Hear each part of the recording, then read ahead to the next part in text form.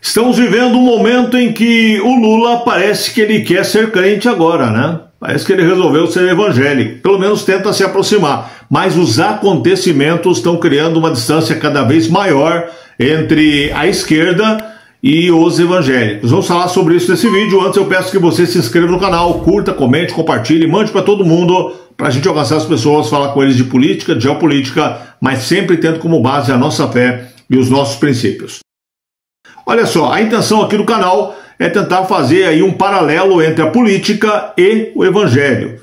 E vou dizer para você o seguinte: cada vez mais nos últimos dias a esquerda tenta se aproximar dos evangélicos, mas ela não consegue, porque é diferente, né? O que ela pensa do que o evangelho ensina. O que está nela é diferente daquilo que está no evangelho. Eu quero trazer uma linha do tempo e comentar alguns acontecimentos com você apenas a título de reflexão. Veja bem, dias atrás a Janja resolveu pregar, isso mesmo. Lá na Bahia, ela foi convidada e foi para uma igreja, para um encontro com mulheres evangélicas, onde ela resolveu pregar. Deram o microfone para ela em 2 minutos. Não é exagero meu não, pode ver o vídeo.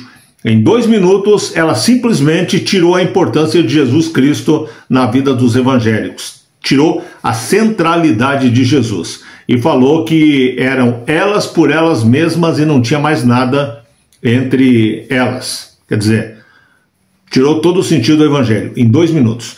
Uma mulher que, e aí é um direito dela, não estou criticando aqui, liberdade dela, mas ela é do Candomblé.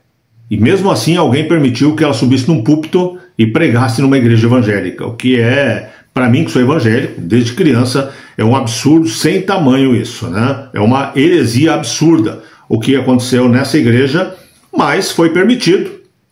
E só precisou de 2 minutos para que as pessoas vissem que o que está nela é diferente daquilo que está no evangelho. Então não tem como essa aproximação, ela não existe possibilidade. Aí na sequência, apenas pensando em fatos, Silas Malafaia, que é pastor evangélico, com o qual eu tenho restrições, não nego, já falei isso para vocês aqui, mas ele está voltando para o Brasil de Portugal e ele sofre busca e apreensão por suas opiniões, um pastor. Até as anotações bíblicas que ele tinha para o culto do domingo seguinte foram apreendidas. Isso é um absurdo e não é contra ele. Ele representa, quando o Silas Malafaia fala, entenda você, ele representa um grupo evangélico lá da Igreja Assembleia de Deus, muito grande, aí tanto a denominação, da qual ele hoje está à frente, ele é líder, como o evangelho de forma geral. Então agredir um pastor é agredir o evangelho como um todo, porque ele está representando a nossa fé, de alguma forma, representando o povo evangélico. E ele sofreu busca e apreensão do STF, mas o STF hoje está ligado de forma umbilical à esquerda, não tem como você separar STF de esquerda, hoje eles são basicamente a mesma coisa. Então vamos lá, a Janja vai pregar e tira a importância de Jesus Cristo, até porque ela não conhece o Senhor Jesus, né? Silas Malafaia, um representante dos evangélicos, sofre busca e apreensão por suas opiniões. Uma clara ação, na minha opinião pelo menos, de intolerância religiosa.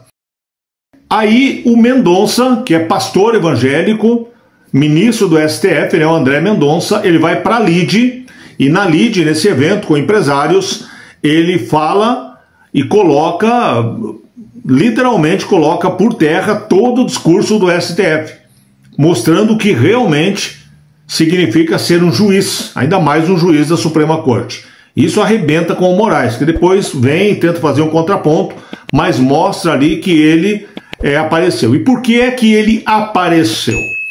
Eu acho que muito pela busca e apreensão contra o Silas Malafaia, que também é pastor. O André Mendonça, queira ou não, ele viu que a situação está ficando fora de controle, totalmente. Inclusive, segundo o Jeff Screen, o André Mendonça estava sofrendo aí uma investigação clandestina da Polícia Federal. Não foi confirmado isso ainda e também a Polícia Federal não se preocupou em desmentir, né?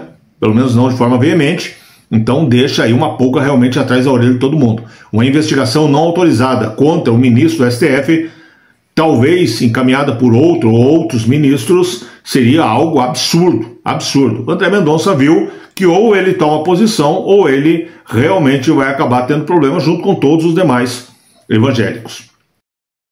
Ainda na sequência, o Barroso resolve redistribuir as investigações no STF a respeito do roubo dos velhinhos lá do INSS. Cai nas mãos de quem? Do André Mendonça. Estava com o Toffoli, né? A PGR, por algum motivo que até agora ninguém entendeu, pediu que saísse do Toffoli e fosse redistribuído. Isso depois começou a CPMI. Foi redistribuído e caiu nas mãos do André Mendonça. Alguma coisa estranha tem ou não tem? Eu vou ser sincero e peço aqui um parênteses para você para falar da minha fé, porque tem pessoas que não acreditam e eu respeito. Mas me parece que Deus colocou o André Mendonça como o destaque do STF nesses dias. Foi, segundo o Jeff Schickini, investigado de forma clandestina e até criminosa pela Polícia Federal. Foi alvo, além da Polícia Federal, foi o homem que foi na Lide, e na Lide ele desmascarou para o mundo, foi aplaudido de pé pelos empresários que estavam lá, ele desmascarou o Alexandre de Moraes. Aí sai um sorteio e cai para ele aquilo que pode mudar o Brasil, que é esse roubo do INSS. Não me parece algo natural e comum, parece que realmente tem um porquê aí. Continuando ainda nessa cronologia aqui, nessa linha do tempo, o ministro de Defesa de Israel chama Lula de antissemita. E para nós evangélicos isso é uma coisa muito importante, porque a Bíblia diz que o inimigo de Israel é inimigo de Deus. E se é inimigo de Deus, é amigo de quem? A Bíblia fala que o amigo de Israel é amigo de Deus. O inimigo de Israel é inimigo de Deus. E se o Lula se coloca como inimigo de Israel, ele é amigo de quem? E você quer ser amigo do amigo de quem? É uma pergunta que fica aí principalmente para nós que somos evangélicos. A gente vê o lado que o Lula está, e me parece, pelo menos biblicamente, que não é o mesmo lado de Deus. Israel, em contrapartida, rebaixa as relações com o Brasil. Israel rebaixou as relações diplomáticas com o Brasil, está muito próximo de romper relações com o Brasil. Lembrando que o presidente do Brasil é persona não grata em Israel e não pode entrar em Israel. Gente, isso é absurdo. Se você levar para o mundo espiritual, é mais absurdo ainda. Por mais que você concorde ou não com algumas atitudes de Israel, lembre que a Bíblia é clara, se você acredita na Bíblia, acredita em Deus, em dizer que Israel é o povo escolhido, e aquele que ama Israel é amado por Deus, aquele que odeia Israel é inimigo de Deus, para não usar outra palavra aqui. E então quem é amigo da Palestina é o quê? Se hoje a Palestina é inimiga de Israel, ser amigo da Palestina significa o quê? Apenas uma pergunta para você, né? Apenas uma pergunta. Seguindo a nossa cronologia aqui, Malafaia, voltando para ele, essa notícia mais recente, do dia 25, né? Ele ironiza o encontro da Janja com as mulheres evangélicas, porque a Janja vai voltar, vai retomar a agenda com as mulheres evangélicas. A Janja então retoma a agenda, veja comigo aqui, a Janja volta a sua agenda de encontro com as mulheres evangélicas pelo Brasil, e é lógico que é um contraponto aqui a Michele Bolsonaro, só que a Michele Bolsonaro é evangélica e a Janja é do Candomblé, então uma coisa meio sem sentido, né? Mas a Janja retoma essa agenda, enquanto que o Malafaia critica. Só que aqui, o Malafaia que me perdoe, mas eu vou contra o que ele disse, porque ele falou que as pessoas, e entenda-se, pastores que estão levando a Janja para suas igrejas, não têm expressividade, quer dizer, ninguém conhece. Falar uma linguagem bem popular. Malafaia está dizendo que quem levou a Janja para a igreja são pessoas, é um Zé Ninguém, esses pastores. Foi isso que ele disse, se a gente trocar por miúdos. E eu não concordo, porque para Deus isso não existe. Para Deus o Malafaia não é mais que ninguém, e os pastores que levaram a Janja não são menos que ninguém. Para mim, eles tiveram uma atitude errada, e talvez, ou errada, eu estou falando aqui com consciência, ou talvez é porque eu não posso julgá-los. Talvez eles tenham tido uma atitude de aproveitar um momento oportunista, né? Porque eu trago aqui a primeira-dama, ela vem falar na minha igreja e a minha igreja vai ficar famosa, eu vou trazer mais pessoas no próximo domingo. Oportunismo. O evangelho não vive de oportunismo. Se for isso, é muito errado. Mas o Malafaia criticou duramente, eu não vou ler a matéria para você, está aí no Plano News, está vendo comigo. A Janja pregar, fala que essas igrejas não representam muito pouco, essas igrejas pequenas. Eu não concordo com isso, mas eu acho que o evangelho tem que pensar melhor. O evangélico tem que pensar melhor, tem que se posicionar.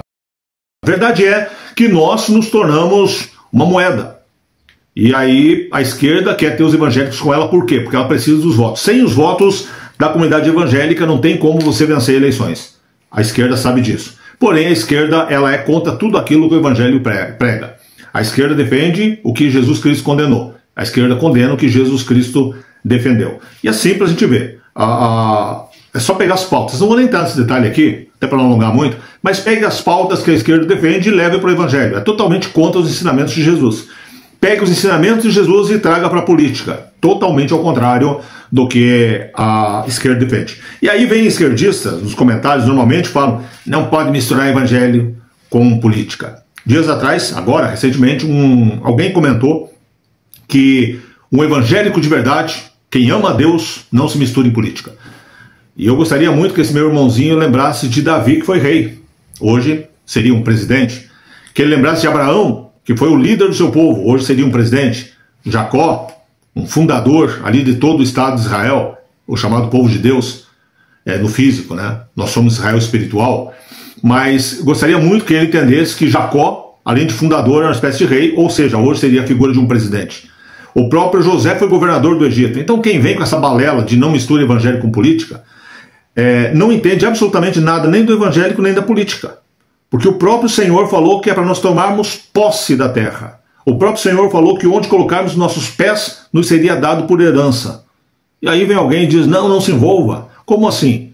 Nós vamos entregar nossa nação e junto com ela entregar nossa família, entregar nossas crianças, entregar a nossa fé, trazer pessoas ligadas a religiões que são amplamente, totalmente contrárias à nossa, como é o caso do Candomblé, para pregar em nossas igrejas. Se tivermos que escolher para estar à frente da nossa nação e, portanto, nos representar, e a gente precisa lembrar aqui que o presidente ele representa a nação, a primeira-dama representa a nação lá fora. Então, se nós tivermos que, um pico de luz aqui, mas encerrando o vídeo, se nós tivermos que escolher alguém para nos representar, nós vamos preferir alguém do Candomblé do que do Evangelho? É isso mesmo, meu irmão? Tem certeza? Então a gente precisa refletir. Nesse momento, nós nos tornamos muito importantes. Talvez por motivos errados. Mas eles tentam se aproximar do voto do Evangelho e não da filosofia do Evangelho. Eles tentam se aproximar do teu voto enquanto cidadão, mas eles não querem se aproximar do teu Deus de forma alguma. E nós sabemos muito bem disso. Então tome a tua posição, ou de um lado ou do outro. Ou do lado dos amigos de Deus, ou do lado dos inimigos de Deus. Eu não estou julgando aqui pessoas. Estou falando de filosofias de vida. Estou falando de ramos políticos. Estou falando de conjuntos de ideias que existem na esquerda e que existem na direita. Você tem que escolher que lado você quer estar. Grande abraço, beijo no seu coração. Deus abençoe muito você, sua casa, sua família. E até o próximo vídeo.